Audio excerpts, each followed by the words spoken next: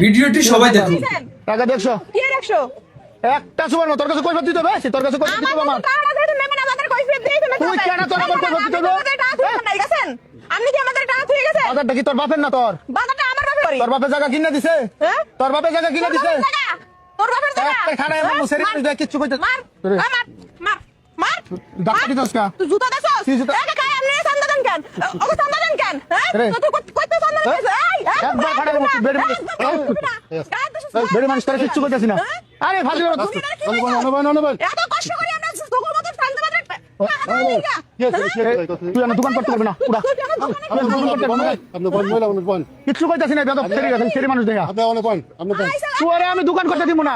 তোরে আমি দোকান করতে দিব না আমি কইতাছি আপনি যে বহেন কেমনে কি চান্দা চান দেখতেছি কি আর হইব কিছু হয় নাই